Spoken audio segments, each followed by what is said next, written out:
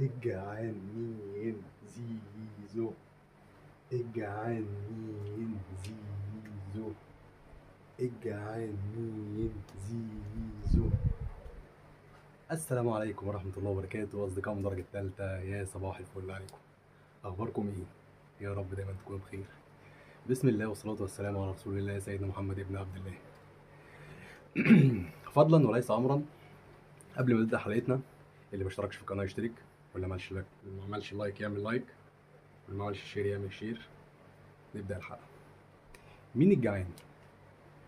بقالنا فترة كبيرة قوي عمالين نسمع الجعان الجعان الجعان، وبالأخص جمهور نادي الزمالك يقول لك الجعان مين؟ زيزو. الجعان مين؟ زيزو. الجعان مين؟ زيزو. طلع إنه مش زيزو بس اللي جعان، لأ، ده في ناس كتيرة جدا جدا جدا طلعت جعانة. طيب نبدأ بالعناوين. بسم الله. قالوا زيزو جعان. طيب يا سيدي ماشي. عبد الله، يا عبد الله. عبد الله طلب الفسخ. عبد الله السعيد طلب الفسخ. طيب هنشوف. بيزيرا. فين بيزيرا؟ فين بيزيرا؟ فين بيزيرا؟ فين؟ فين؟ فين؟ محدش يعرف فين بيزيرا. طيب شيكو. شيكو بانزا. فين شيكو بانزا؟ آخر صورة شفناها وهو بيرضع ابنه أو بنته مش عارفين، وبعدها اختفى. فين؟ فين؟ فين شيكو؟ شيكو بانزا فين؟ الله أعلم. طيب ماشي. أشرف داري. أشرف داري. أنا قاعد على قلبكم، أنا قاعد ومش ماشي. طيب وآخر حاجة سفيان بكرار. مين سفيان بكرار؟ هنشوف. بسم الله الرحمن الرحيم. الجعان الجعان الجعان، بقالنا أكتر من سنة عمالين نسمع من جمهور نادي الزمالك الجعان الجعان الجعان. مين هو الجعان؟ زيزو. الجعان زيزو. ليه؟ عشان شاف مصلحته وسابهم وراح النادي الأهلي. طيب يا ترى زيزو فعلا كان جعان؟ مش عارفين. طب ليه كانوا بيقولوا كده؟ بيقولوا عشان طلب زيادة عقده. هو حر، كل لعيب حر في قراراته. أنا عقدي قرب ينتهي، شايف إن هو خلاص السن ابتدى يكبر، آخر عقد أو آخر عقدين، من حقه إن هو يزود العقد. والله تمام تمام، مش تمام خلاص أشوف غيركم. نادي الزمالك ضيع عليه فرص كتيرة جدا جدا جدا، كان فيه عرضين من عروض كتيرة قوي بمبالغ ضخمة جدا، ولكن مجلس الإدارة خاف من الجمهور إن هو هيمشي أحسن لاعب في الفريق. إزاي أنت هتمشي النجم اللي عندنا؟ فطبعا كانوا بيصدروا للجمهور لا احنا موافقين من ورا الشاشة، ومن قدامكم لا احنا عايزينه في النادي. إلى أن وصل إن هو خلاص أنا مش هجدد وهشوف مصلحتي مع أي حد تاني، وراح النادي الأهلي. من ساعتها ابتدوا يقولوا الجعان الجعان الجعان الجعان. طيب احنا ليه النهارده فتحنا الموضوع ده؟ ليه فتحنا السيره دي النهارده؟ هقول لحضراتكم ليه. عبد الله السعيد. عبد الله السعيد النجم الاسطوري، الاسطوري اللي عنده 41 سنه. جمهور نادي الزمالك كان طالع بيه السما، كان بيقول لك عبد الله يا عبد الله، عبد الله يا عبد الله، ده مفيش غيرك يا عبد الله، انتوا عندكم مين؟ احنا عندنا عبد الله وها ها ها ها والحاجات الجميله دي. عبد الله النهارده طلب فسخ عقده مع نادي الزمالك. طلب فسخ عقده مع نادي الزمالك. عبد الله ما بيردش على تليفونات نادي الزمالك. عبد الله ما حضرش فترة الإعداد. عبد الله رجع من اليونان، كان بصحبة محمد صلاح، ولكن رجع ومحدش يعرف فين عبد الله. إلى أن عبد الله رد عليهم وقال لهم أنا عايز فلوسي، عايز فلوسي. كام فلوسه؟ 8 مليون جنيه. لك ان تتخيل ان عبد الله السعيد مش عايز يبدا فتره الاعداد الا لما ياخد فلوسه اللي هم كام؟ 8 مليون جنيه. رقم بالنسبه لهم لا يذكر، ولكن هو قال لهم انا استنيت مره واثنين وثلاثه وانتوا مش عايزين تعبروني، فظهر جعان جديد في نادي الزمالك. طيب تاني جعان في نادي الزمالك مين؟ بزيرة بزيرة بزيرة بزيرة اللي قالك احنا بدلنا الفار بأسد.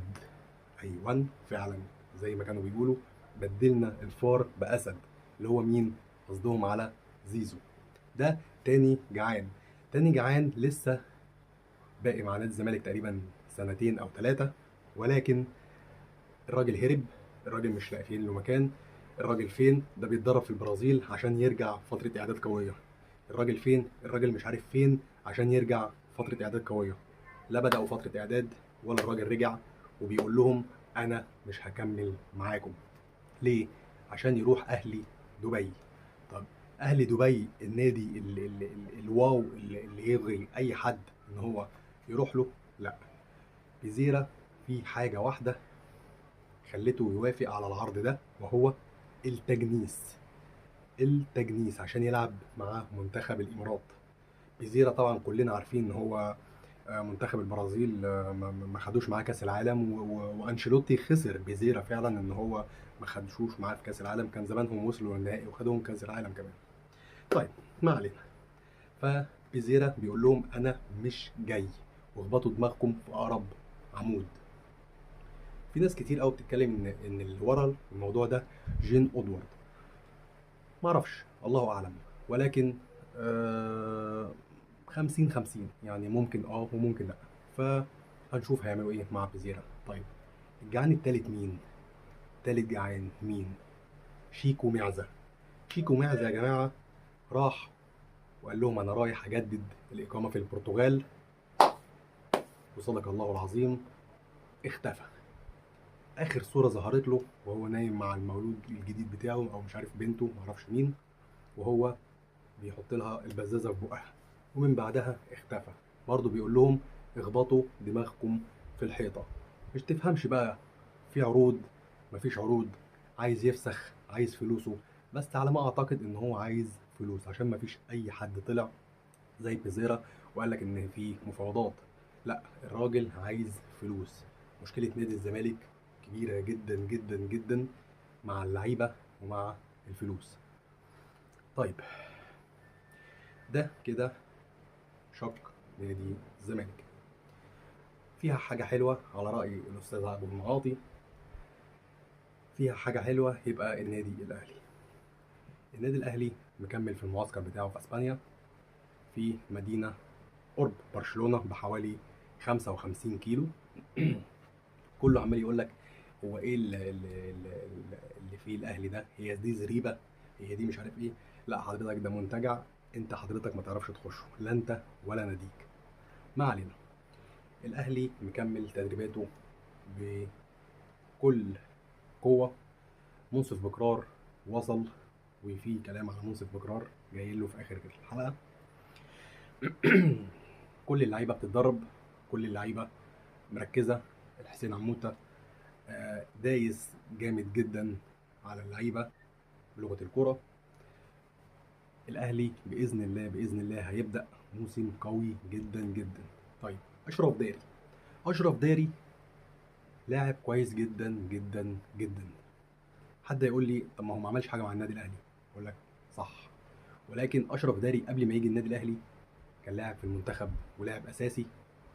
لاعب بيلعب بدماغه كويس جدا، لاعب قوي جسمانيا، لاعب بيقدر يقترص الكوره من المهاجم من جوه ال 18 بطريقه كويسه جدا جدا. انذاراته قليله، طرده قليل. لاعب بروميسنج فعلا في الملعب، ولكن هو حظه يعني للاسف قليل جدا جدا مع النادي الاهلي. اول ما جه الراجل لعب شويه، ابتدى يتصاب، رجع ولكن ما رجعش بالفورمه اللي كانت مطلوبه، اتصاب تاني. ما تفهمش ايه اللي حصل، اتعالج غلط ولا هو رجع بدري، محدش يعرف لحد دلوقتي، ولكن اصاباته كانت كتيره. ولكن اشرف داري ما عندوش اصابات مزمنه، لا لا لا، اشرف داري ما عندوش اصابات مزمنه. فالراجل قال له طيب خلاص نشوف الموضوع ايه ونطلعه اعاره، يمكن الدنيا تفك معاه وهنراقبه. خلاص طلع على الكمار، الراجل بقى اساسي معاهم، الراجل بقى يحرز اهداف. الموضوع غريب. طيب رجع هنفسخ عقدك؟ لا مش هنفسخ. لا هقعد. لا عايز فلوسي. لا عايز السنتين اللي هم 2 مليون دولار. فالاهلي قال لك طب خلاص، طالما في لاعب اجنبي مكان بن رمضان، خلاص هنخلي اشرف داري. والحسين عموته طلب ان الراجل يفضل، وهو عارف الراجل دوت وعارف امكانياته كويس جدا جدا جدا، وهيقدر ان هو يوظفه صح، وهيقدر ان هو يشغل دماغه، عشان هو عارفه. هو عارف امكانيات اشرف داري كويس قوي. فقال لهم لا يا جماعه، انا عارف امكانيات الراجل ده، انا عايز الراجل دوت، انا هقدر استفاد بيه، انا هقدر اطلع كل اللي جواه. فالاهلي استقر ان هو يفضل معاهم. اخر حاجه الاستاذ شادي. الاستاذ شادي عشان مش شغال، الراجل ما عندوش مصادر، الراجل ما عندوش اخبار، فقال لك ايه، اضرب كرسي في الكلوب يمكن يجيب معايا. فبيتكلم على منصف بكرار، وبيقول ايه، والله نسيتوني. ايوه. اه، بيقول سفيان بكرار. سفيان بكرار ما جاش ليه فترة الإعداد. سفيان بكرار ليه ما بدأش فترة الإعداد مع الأهلي؟